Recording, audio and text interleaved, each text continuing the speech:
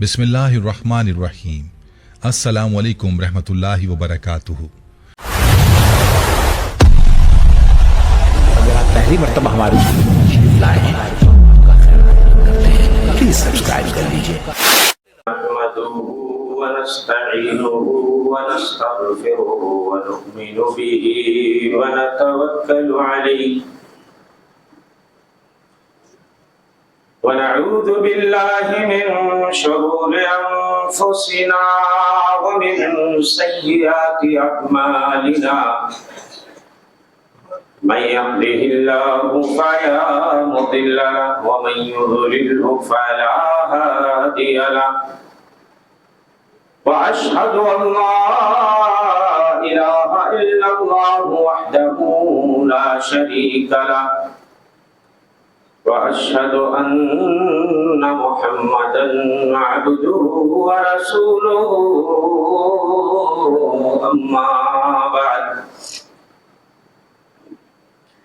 فإن خير الحديث كتاب الله وخير الهدي هدي محمد صلى الله عليه وسلم وشر الأمور محدثاتها وكل محدثة بدعة وكل بدعة ضلالة وكل ضلالة في النار. لقد قال الله تعالى في كتابه الحكيم لن ينال الله لحومها ولا دماؤها ولكن يناله التقوى منكم. وقال النبي صلى الله عليه وسلم من وجد سعة فلم يضحي فلم يقربن مصلانا. براہیمی نظر پیدا بڑی مشکل سے ہوتی ہے، ہوس چھپ چھپ کے سینوں میں بنا لیتی ہے تصویریں. بے خطر کود پڑا آتش نمرود میں، عشق عقل ہے محو تماشائے لبے بام ابھی. تمام تعریفیں حمد و ستائش کبریائی بزرگی عظمت و جلالت اس پاک پروردگار کے لیے لائق و سزاوار ہے جو سارے جہانوں کا خالق و مالک ہے، مربی اور پالنہار ہے. بعدہ بے شمار درود و سلام نازل ہو اس کے آخری نبی و رسول جناب محمد مصطفیٰ صلی اللہ علیہ وسلم پر. حضرات، یہ اللہ کا فضل اور اس کا احسان ہے کہ اس نے بعض دنوں کو بعض دنوں پہ فضیلت بخشی ہے، بعض راتوں کو بعض راتوں پہ فضیلت عطا کی ہے، بعض مہینوں کو بعض مہینوں پہ فوقیت عطا کی ہے. اس حوالے سے اگر آپ دیکھیں گے تو اس وقت ہم لوگ ایک ایسے مہینے سے گزر رہے ہیں جو پورے سال کے سب سے افضل ایام ہیں.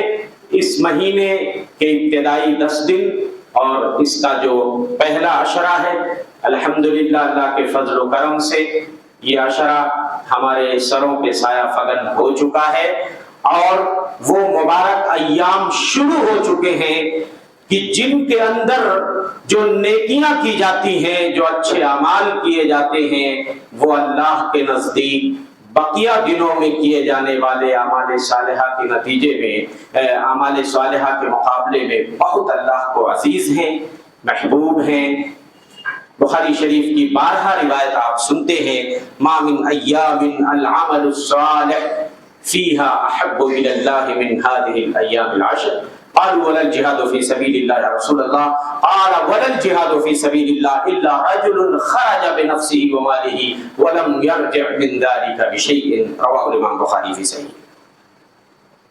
فرمایا اللہ کے رسول صلی اللہ علیہ وسلم نے ذوالحجہ کے ابتدائی 10 دنوں میں کیے جانے والے اعمال صالحہ اللہ کو بقیہ دنوں میں کیے جانے والے اعمال کے مقابلے میں بہت محبوب ہیں. صحابہ نے سوال کیا، اللہ کے رسول صلی اللہ علیہ وسلم، اللہ کے راستے میں جہاد کرنا، لڑائی کرنا، یہ عمل بھی افضل نہیں؟ آپ نے کہا ہاں یہ بھی نہیں، اللہ ایک بھی کوئی آدمی اپنی جان اور مال کے ساتھ نکلا ہو اللہ کے راستے میں لڑنے کے لیے اور سب کچھ گنوا بیٹھے، سب کچھ قربان کر دے، صرف اسی کا عمل افضل ہو سکتا ہے. حضرات، आखिर ऐसा क्या है इन 10 दिनों में? इन 10 दिनों में इतनी इबादतें जमा कर दी गई हैं जो पूरे साल में आपको इकट्ठी इतनी इबादतें नहीं मिल सकती।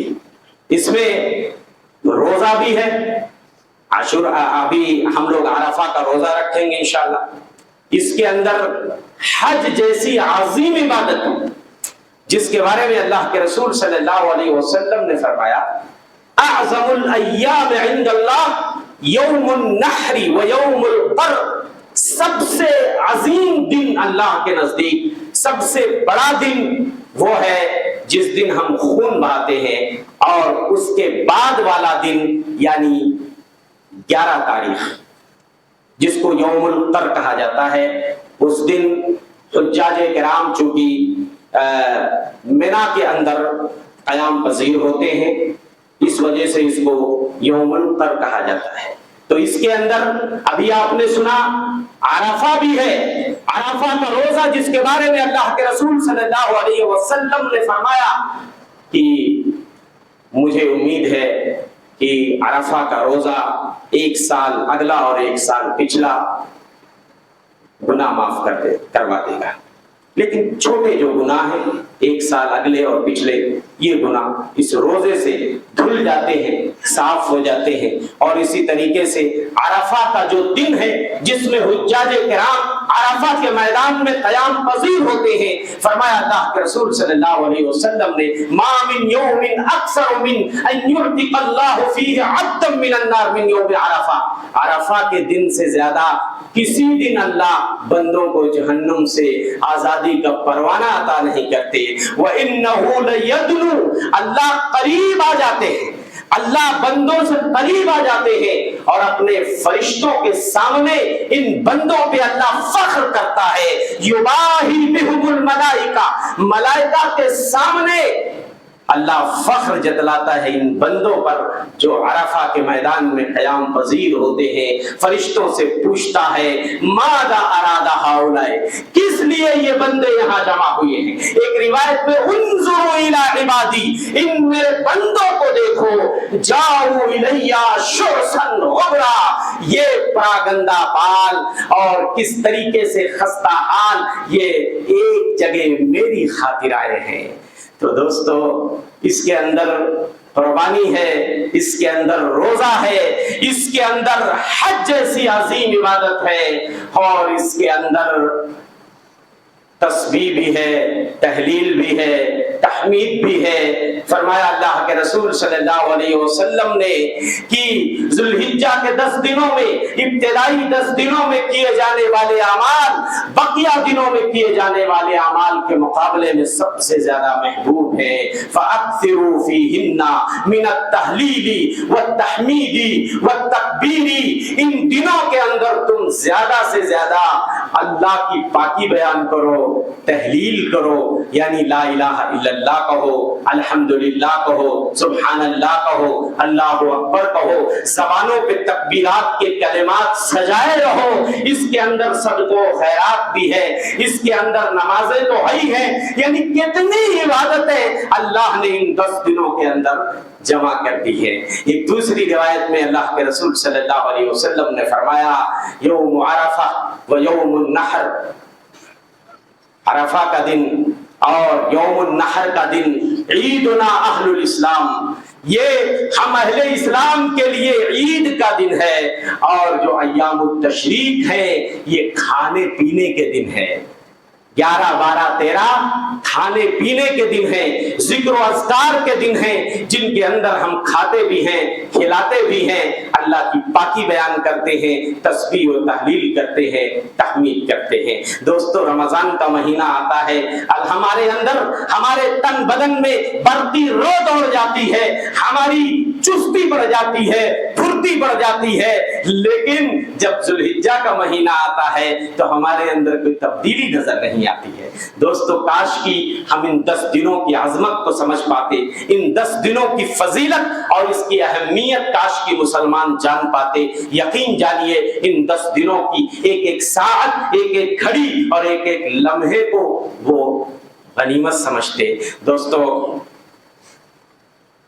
الحمدللہ ذوالحجہ کا مہینہ شروع ہوتے ہی مسلمان بڑے پیمانے پہ قربانی کے جانور کی خریداری کرتے ہیں. کیوں؟ دو عظیم پیغمبروں کی سنت کو زندگی دے دیتے ہیں. یہ سنت ابراہیمی بھی ہے، سنت محمدی بھی ہے. دوستو اس سنت کو زندہ کرنے کے لیے مسلمان تگ و دو شروع کر دیتا ہے، جد و جہد شروع کر دیتا ہے. مالی قربانی پیش کرنے کے لیے اللہ کی راہ میں مسلمان تیار ہو جاتا ہے. بکروں کی خریداری ہو رہی ہے. دوستو بہت سارے سوالات ہیں جو ہر سال آتے ہیں، اتنی کثرت سے آتے ہیں کہ یقین جانیے لوگوں کو ہر ایک کو جواب دینا مشکل ہو جاتا ہے. چند ایک فارمولے میں آپ کو بتا دیتا ہوں، آپ کو بھی راحت مل جائے گی، علماء کو بھی راحت مل جائے گی. بار بار یہ سوال آتا ہے مولوی صاحب داتا ہونا یا بغیر داتا بھی چل جائے گا. کائنات کے امام مدنی سردار نے فرمایا لا تذبحوا الا مسنہ. آپ نے اس ڈاؤٹ کو کلیئر کر دیا، وہ لوگوں صرف دانتا جانور قربان کرو، دانتا جانور.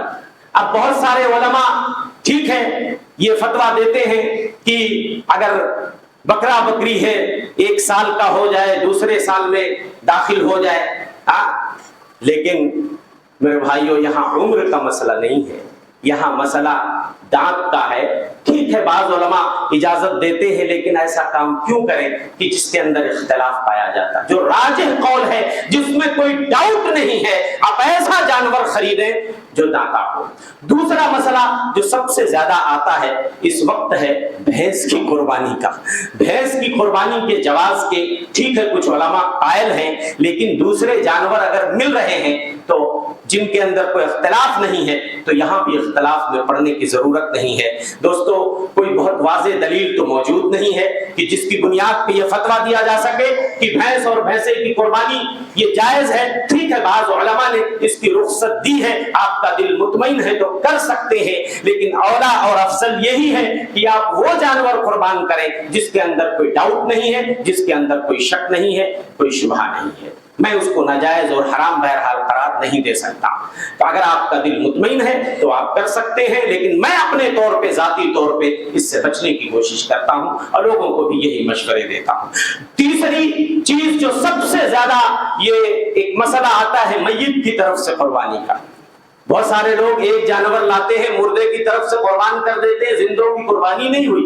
میرے بھائیو یہ ایک دم رانگ طریقہ ہے، غلط طریقہ ہے. ایک جانور اگر آپ لا رہے ہیں تو آپ بہتر ہے کہ آپ زندوں کی طرف سے کیجیے. زندوں کی طرف سے آپ اس میں مردوں کو بھی شامل کر سکتے ہیں. مردوں کی طرف سے قربانی کی کوئی صحیح اور صریح دلیل موجود نہیں ہے.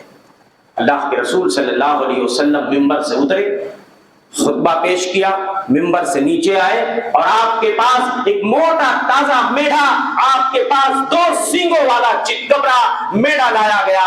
آپ نے بسم اللہ اللہ اکبر کہہ کے اسے قربان کیا اپنے ہاتھوں سے اور آپ نے فرمایا هذا عني وعن لم يضح من امتي، یہ میری طرف سے ہے اور میری امت کے جن لوگوں نے قربانی نہیں کی ہے یہ ان کی طرف سے ہے. سب سے بہترین اور افضل طریقہ میں آپ کو بتاتا ہوں. اللہ کا فضل دیکھیے، اس کا کرم دیکھیے کہ آپ اپنے پورے گھر والوں کو ایک جانور میں زندوں کو شریک کر لیجئے، اور اگر آپ چاہتے ہیں تو اس میں مردوں کو بھی شامل کر لیجئے.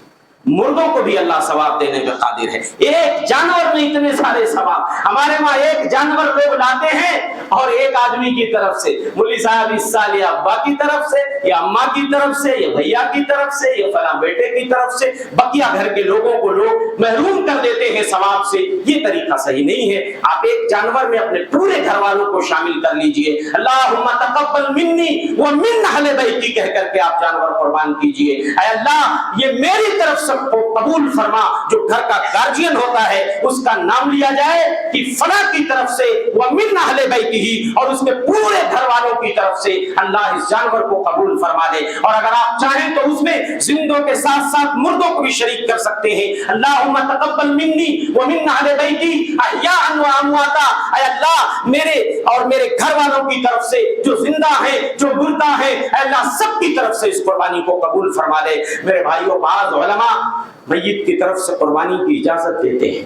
میں اس بات کو بھی بتا دوں آپ کے سامنے کہ ایسا نہیں ہے کہ سارے لوگ متفق ہیں اس بات پر کہ میت کی طرف سے قربانی جائز نہیں ہے. مستقل ایک جانور اگر آپ میت کی طرف سے الگ سے لا رہے ہیں، بعض علماء رخصت دیتے ہیں، آپ کا دل ٹھیک ہے، مطمئن ہے، آپ کر سکتے ہیں، لیکن اولا اور افضل یہ ہے کہ آپ زندوں کے ساتھ مردوں کو شریک کر لیجئے، یہ بہتر طریقہ ہے. البتہ اگر کوئی مردوں کی طرف سے قربانی کرتا ہے تو اسے چاہیے پورا گوشت اللہ کے راستے میں صدقہ کر دے. ایصال ثواب کی نیت ہونی چاہیے. آدمی مردے کی طرف سے قربانی کرتا ہے اور پورا گوشت خود ہی کھا جاتا ہے، یہ کون سا طریقہ ہے؟ آپ اس کو پورا گوشت اللہ کے راستے میں صدقہ کر دیجئے.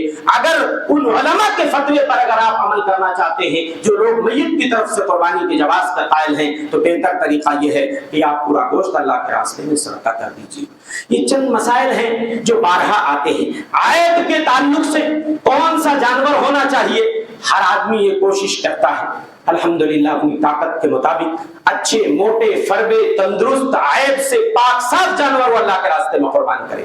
یہی جذبہ ہونا چاہیے. کائنات کے امام مدنی سردار 2 میڈھے قربان کیا کرتے تھے. حدیث کے اندر آتا ہے ضحى رسول اللہ صلی اللہ علیہ وسلم کبشین عظیمین سمینین املحین اقرنین موجوعین. اللہ کے رسول صلی اللہ علیہ وسلم نے 2 میڈھے اللہ کے راستے میں قربان کیے جو بہت موٹے تھے، فربے تھے، بہت ہی تگڑے تھے، تندرست تھے، 2 سینگوں والے تھے. بغیر سینگ والا جانور بھی کفایت کر جائے گا، لیکن اللہ کے رسول صلی اللہ علیہ وسلم نے 2 سینگ والے جانور چتکبرے رنگ کے خصی کیے ہوئے آپ نے اللہ کے راستے میں قربان کیے.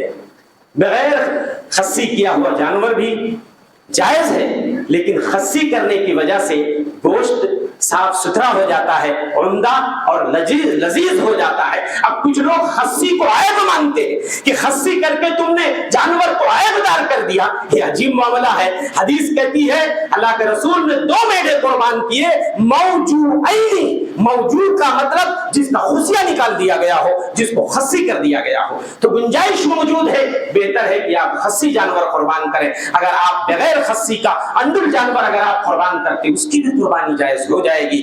تو یہ چند مسائل ہیں. عیوب کے بارے میں ہر سال سوال آتا، مولوی صاحب اتنے سنگیا ٹوٹا ہے، اتنے کنوا میں سوراخ ہے. ارے بھائی کتنے لوگوں کا جواب دیا جائے؟ اللہ کے رسول صلی اللہ علیہ وسلم نے سیدھے سیدھے فرما دیا 4 قسم کے عیوب سے جانور کا پاک ہونا ضروری ہے.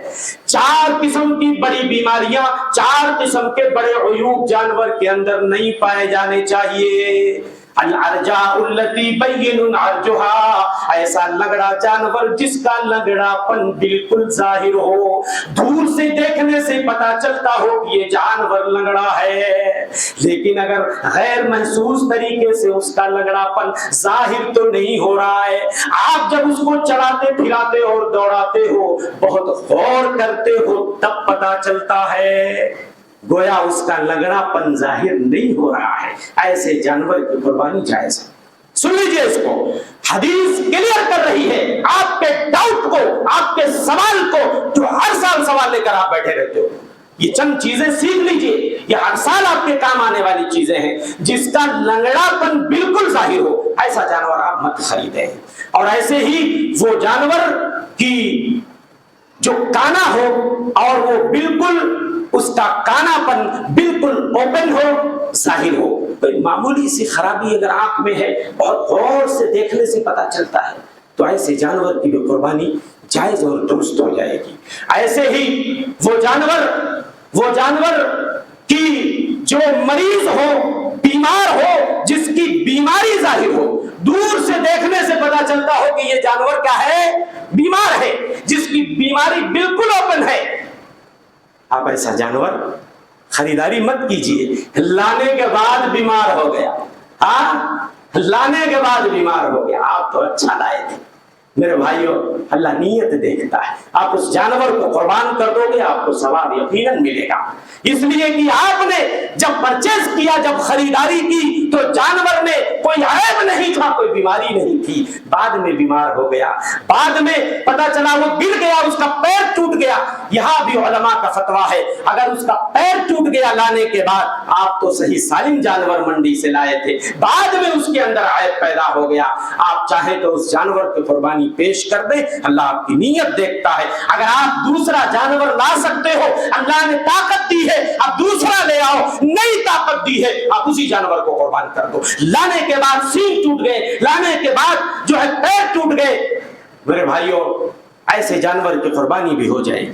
یہ سن لیجئے، علماء کے فتاوے میں آپ کو بتا رہا ہوں۔ اور حدیث کے اندر چوتھا عیب، ایسا لاغر جانور، ایسا مریل جانور جس کی ہڈی میں گودے نہ ہو، والکثیرۃ التی لا تنقی، جس کے ہڈی میں گودا نہیں ہے، ایسا مریل جانور اللہ کے راستے میں قربان مت کیجئے۔ اب تھوڑا موڑا کہیں تھوڑی سی سینگ ٹوٹی ہے، تھوڑا سا کہیں کان میں کہیں سوراخ ہے، کہیں تھوڑا سا کٹا ہے، میرے بھائیوں یہ وہ عیوب نہیں ہے کہ جن کی وجہ سے آپ کی قربانی نہیں ہوتی ہے۔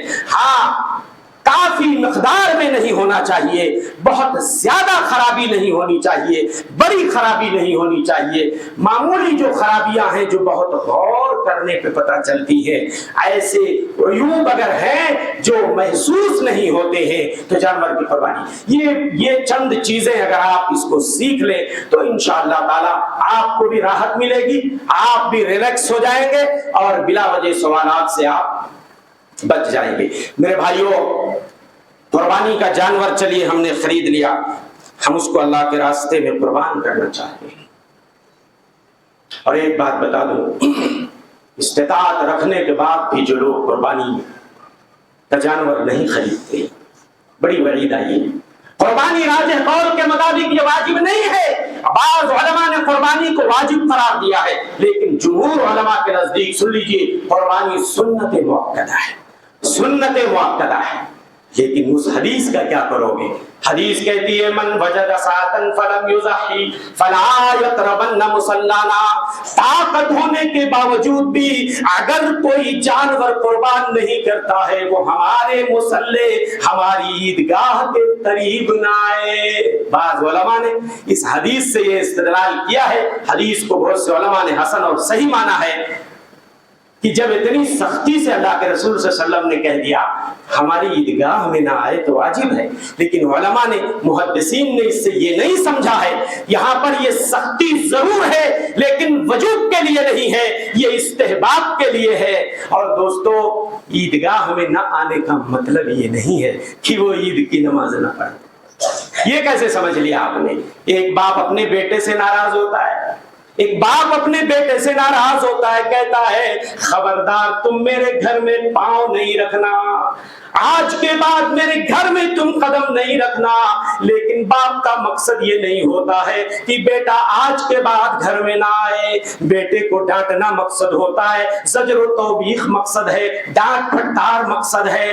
یہی مقصد یہاں بھی ہے کہ اللہ کے رسول صلی اللہ علیہ وسلم یہ کہنا چاہ رہے ہیں جو قربانی کا مذاق اڑاتا ہے، طاقت اللہ نے عطا کی ہے، پیسے بھی ہیں، دولت بھی ہے، لیکن اسے اس سنت کی کچھ بھی پرواہ نہیں ہے، وہ اللہ کے راستے میں جانور قربان کرنا نہیں چاہتا ہے، گویا وہ سنت ابراہیمی کا مذاق اڑا رہا ہے، سنت ابراہیمی کو ہلکے میں لے رہا ہے۔ ایسے شخص کا حق نہیں بنتا کہ وہ مسلمانوں کی خوشیوں میں شریک ہو، مسلمانوں کی خوشی میں شریک ہونے کا اسے حق نہیں ہے، لیکن اس کا مطلب یہ نہیں ہے کہ وہ عیدگاہ میں آ کے نماز نہ پڑھے، یا نماز دوگانہ اگر وہ ادا کر لیتا ہے، عید کی نماز تو نماز نہیں ہوگی، یہ کسی کا پتہ نہیں کہ نماز نہیں ہوگی۔ سمجھ گئے اب مسئلہ؟ تو دوستو بڑی فضیلت ہے اور اس سنت کو زندہ کرنے کی ہمیں کوشش کرنی چاہیے۔ اگر اللہ نے ہمیں اس کی توفیق دی ہے اور مال و دولت میں فراوانی عطا کی ہے تو ہم ضرور جانور اللہ کے راستے میں قربان کریں۔ لیکن دوستو قربانی کا فلسفہ کیا ہے؟ قربانی کا پیغام کیا ہے؟ قربانی کا میسج کیا ہے؟ قربانی کا جو سب سے بڑا پیغام ہے ایثار و ایثار۔ ایثار سمجھتے؟ ایثار کہتے ہیں کسی چیز کی ہمیں ضرورت ہے، ہمیں ضرورت ہے، وہ چیز ہمیں محبوب ہے، پھر بھی ہم اپنی وہ قیمتی اور محبوب چیز دوسرے کے حوالے کرتے ہیں۔ کیا ہے یہ؟ ایثار ہے۔ اور اسی صفت ایثار کو مومنوں کی شان اللہ بتا رہا ہے وَيُؤْثِرُونَ عَلَىٰ أَنفُسِهِمْ وَلَوْ كَانَ بِهِمْ خَصَاصَةٌ مومن وہ ہوتے ہیں جو اپنی جانوں پہ دوسروں کو ترجیح دیتے ہیں بھلے ہی انہیں اس کی شدید ضرورت ہوتی ہے. کسی چیز کی ہمیں شدید ضرورت ہے, وہ چیز ہمیں بڑی محبوب بھی ہے, پیاری بھی لگتی ہے, لیکن پھر بھی ہم اسے دوسرے کے سپرد کر دیتے ہیں, دوسرے کے حوالے کر دیتے ہیں. تمام عبادتوں میں ایثار کا جذبہ کار فرما ہوتا ہے. یہ نماز خواہش نفس کی قربانی ہے, یہ زکات یہ مالی ایثار ہے, حج اور عمرے یہ ہمیں مالی اور بدنی دونوں ایثار کا درس دیتے ہیں. میرے بھائیوں, یہ جانور جو ہم اللہ کے راستے میں قربان کرتے ہیں یہ اس وقت تک ممکن نہیں ہو سکتا. ایثار کا جذبہ ہمارے دلوں میں پروان نہیں چڑھ سکتا. جس ذات کے لیے ہم اپنی قیمتی چیز قربان کرنے جا رہے ہیں, جس ذات کے حوالے ہم اپنی محبوب چیز سپرد کرنے جا رہے ہیں, جب تک اس ذات سے ہمیں بے پناہ محبت نہیں ہوگی تب تک یہ جذبہ پروان نہیں چڑھے گا. جس کے حوالے ہم اپنی محبوب چیز کرنے جا رہے ہیں نا, یہی تو ایثار ہے. جس کے حوالے ہم کرنے جا رہے ہیں اس ذات سے ہمیں بے پناہ محبت ہونی چاہیے.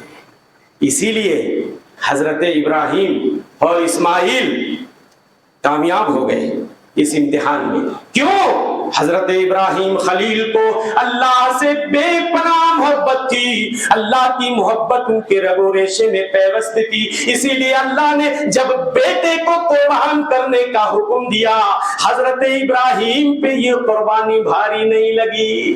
اس لیے حضرت ابراہیم تو اپنا سب کچھ اللہ کے حوالے کر چکے تھے, اس لیے اللہ کے حکم کی تابعداری, اللہ کے حکم کی تعمیل ان کے لیے کچھ بھی بھاری معاملہ نہیں تھا. حضرت ابراہیم بھی تیار ہو گئے, بیٹا بھی تیار ہو گیا.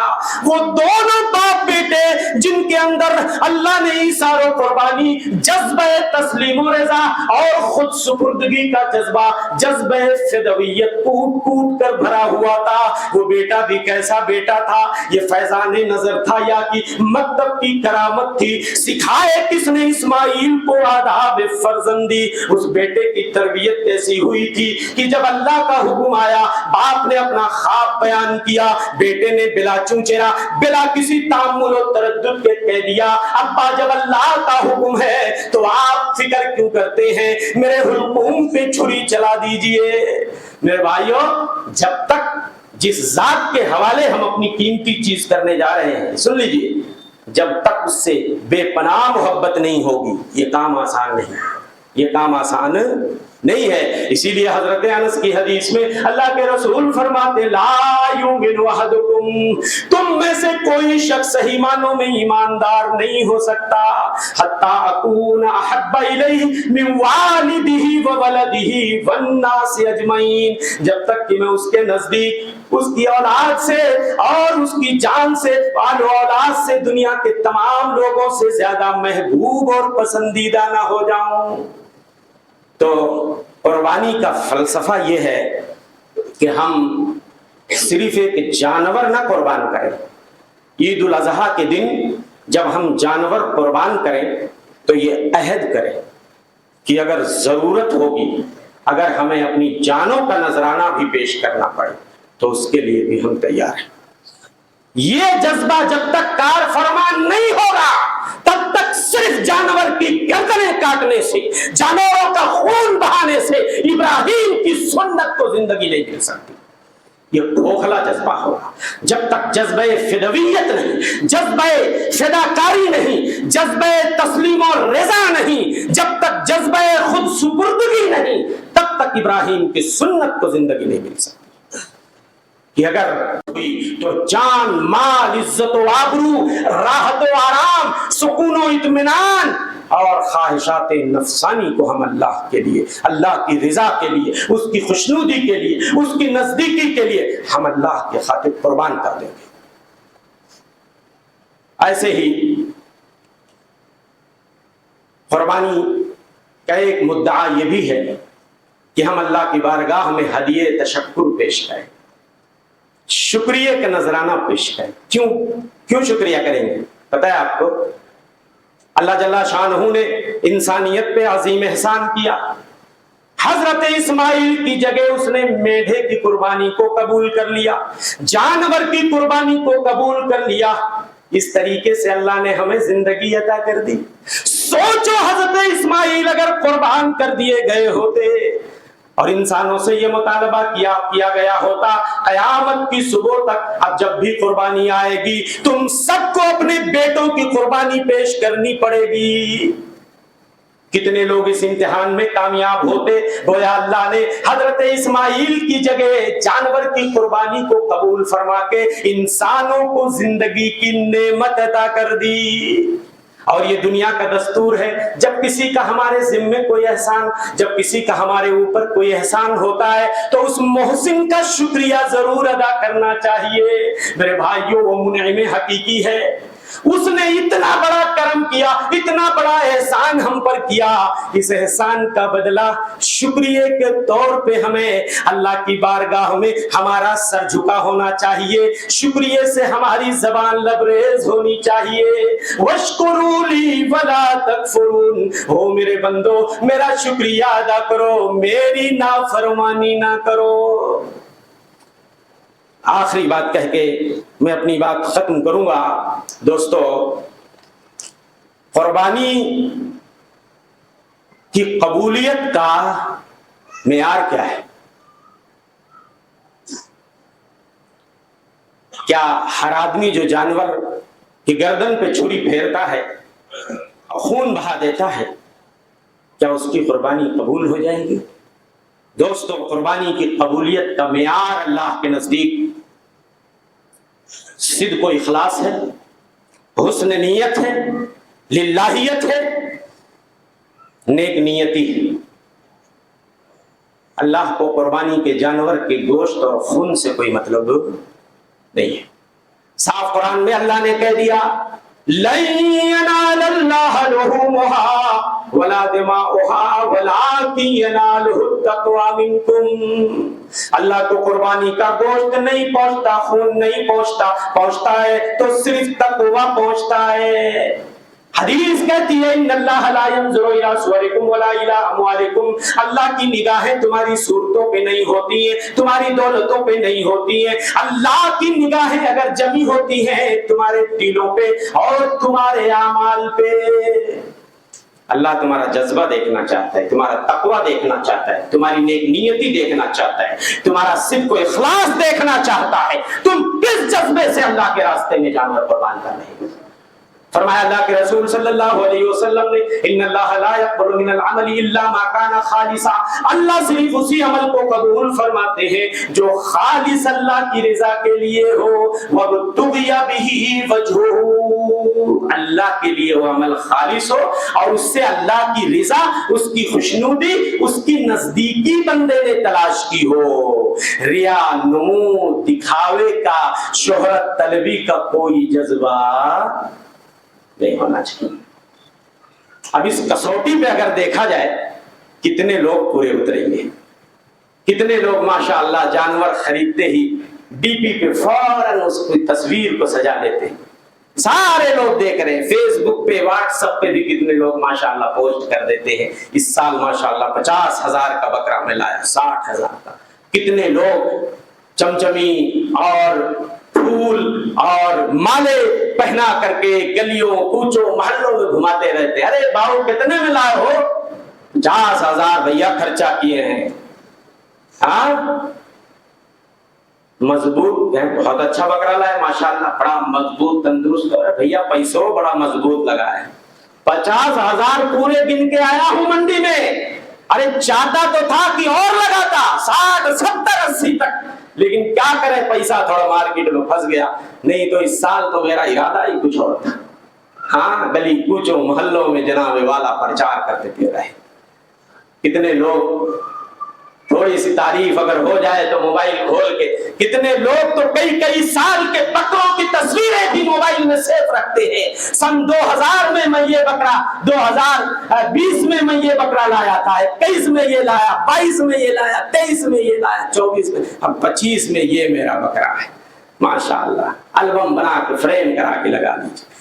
कितने लोग डबल डोर की फ्रीज आ जाती है, कुर्बानी से पहले क्यों 4 बकरा लाए हैं ना भैया, तो गोश्तवा को संभाल के रखना भी तो है ना। कोई 10-5 हजार की सेकंड हैंड की फ्रीज कसम अल्लाह की आंखों से देखा है अपने पास पड़ोस में, एक बोटी हराम है, 2-2 बकरे कुर्बान जालिमों ने कर दिए, लेकिन पास में किसी को एक बोटी ना दिया और डबल डोर की फ्रीज ला के गोश्त भर दिया। ये मैंने अपनी आंखों से देखा है ऐसी कुर्बानी को अल्लाह की क्या जरूरत है? इस रिया व नमूद की अल्लाह को कोई जरूरत नहीं है इस दिखावे को। अल्लाह दिल देखता है, तकवा देखता है। हो सकता है आप 10-20 बकरे कुर्बान कर दिए हो, किसी ने इखलास के जज्बे से छोटा मोटा बकरा 10-15 हजार का, हो सकता है आप पिछली सफ में चले जाओ, अल्लाह की निगाह में वो आगे आ जाए, 10 बकरे वाला पीछे बैठा है और 10-15 हजार वाला आगे सफ में मिले। हो सकता है जिसने कुर्बानी पेश नहीं की, नहीं कर सका, उसका दिल तड़प रहा था, बहुत कोशिश किया, हाथ पैर मारा, पुख्ता इरादा था लेकिन नहीं कर सका, हालात ने साथ नहीं दिए, लेकिन नीयत थी, नहीं कुर्बानी कर सका। हो सकता है उस 10-20 बकरे वाले से ज्यादा सवाब उसको अल्लाह अता करे। ये कमाल है इखलास का। इखलास का मतलब यही होता है, छोटा अमल है अगर इखलास के जज्बे के साथ, मेरे भाइयों, अल्लाह पहाड़ के जैसा उसको बना देते हैं सवाब में। और अगर इखलास ना हो तो पहाड़ के जैसा भी अमल राई के बराबर हो जाता है। दोस्तों, दिखावा मत करो, सिद्क दिली के साथ, नेक नियति के साथ। क़यामत का जब दिन होगा, अल्लाह बंदों को बदला देने के लिए बैठेंगे।